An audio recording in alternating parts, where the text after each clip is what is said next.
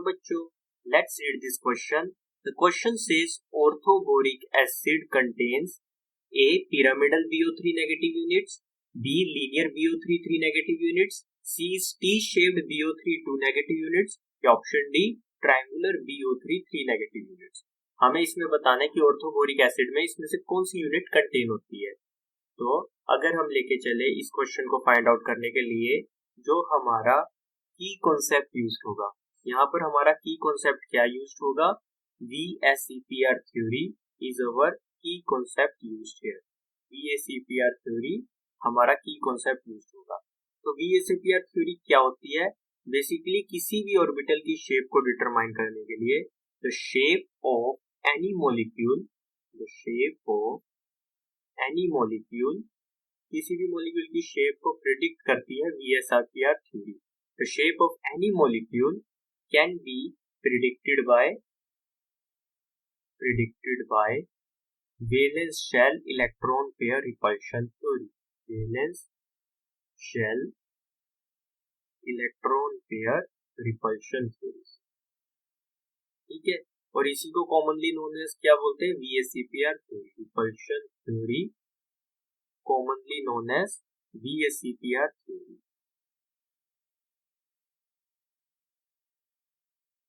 Known as VSEPR theory. ठीक है, ये तो होगी हमारी थ्योरी की थोड़ी डिस्क्रिप्शन कि कैसे हम प्रिडिक्ट करेंगे shape.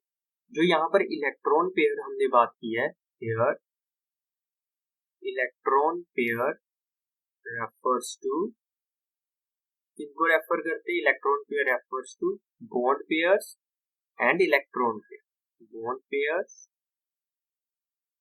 And lone pair of electrons.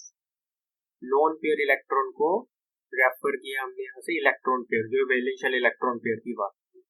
Lone pair electron और बॉन्ड पेयर मिलके ये इलेक्ट्रॉन पेयर की बात करते हैं। और जो मेन ज्योमेट्री है मॉलिक्यूल की वो किस पे डिपेंड करती है, the geometry of the molecule, molecule की वो किस पे डिपेंड करेगी, the geometry of the molecule, the geometry of the molecule mainly depends on electron pairs of the molecule. इस पे डिपेंड करेंगी, mainly depends on electron pairs।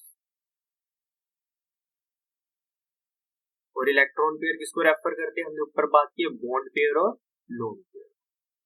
तो अगर हम बात करें यहाँ पर हमारे ऑर्थोबोरिक एसिड की, ऑर्थोबोरिक एसिड, तो ऑर्थोबोरिक एसिड में कौन सी यूनिट कंटेन होती है, orthoboric acid contains BO3 3 negative units, BO3 3 negative unit से हमारा ऑर्थोबोरिक एसिड कंप्राइज होता है।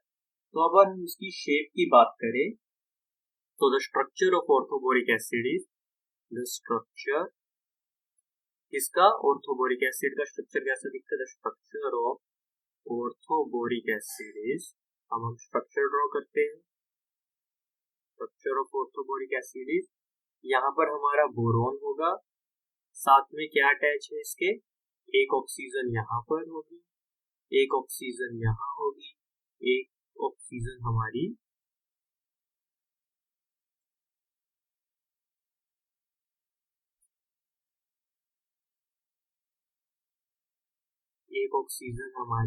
यहाँ पर होगी, यहाँ से एक H यहाँ पर और एक H यहाँ पर। तो ये हमारा किसका फॉर्मूला, बोरिक एसिड H3BO, ठीक है। और इसके अंदर कौन सी यूनिट कंटेन है, BO3 3 negative unit. In the structure, हमें यहाँ से पता लगा, in the structure of orthoboric acid there are 3 electron pairs, there are 3 electron pairs. यहाँ पर जो हमारे 3 इलेक्ट्रॉन पेयर्स है वो bond pair, electron pairs are 3 bond pairs. कौन कौन से, 3 बॉन्ड पेयर। अगर हम बात करें ये B, इसके साथ ये जितने भी है ये तीनों बॉन्ड पेयर है, ये 3 इलेक्ट्रॉन पेयर जो है, तो it is sp2 hybridized, it is sp2 hybridised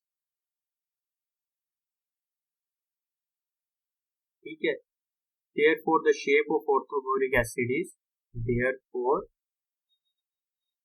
the shape is, क्या होगी शेप अगर हमारे 3 बॉन्ड पेयर प्रेजेंट है? The shape is triangular planar,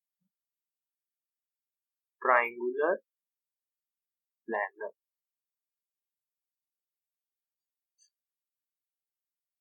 ठीक है, तो अगर हम बात करें तो orthoboric acid forms hydrogen bond with other molecules, hydrogen bond भी फॉर्म करेंगे क्योंकि H, the orthoboric acid forms hydrogen bond,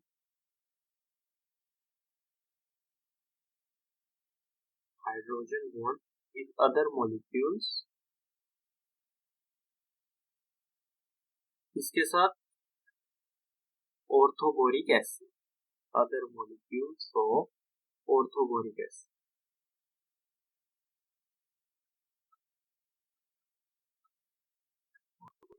Does orthoboric acid contain, does orthoboric acid contain, कौन सी यूनिट होगी? ये दूसरों के साथ भी बनाएगा तो triangular BO3 negative unit. Orthoboric acid contain triangular BO3 negative units, BO3 3 negative units. ठीक है, तो ये हमारा स्ट्रक्चर है, इसमें जो हमारे 3 बॉन्ड पेयर है जिसके कारण sp2 हाइब्रिडाइजेशन हुआ और उसकी शेप क्या होती है? Triangular planar. और due to hydrogen bonding it can also forms bond with other molecule, therefore the orthoboric acid contain triangular BO3 negative units. तो यहाँ पर है हमारे ऑप्शन में, तो ऑर्थोबोरिक एसिड कंटेन कौन सी? पिरामिडल नहीं, लीनियर भी नहीं, टी शेप नहीं, triangular. Option D is correct. So hope you understand it well, best of luck.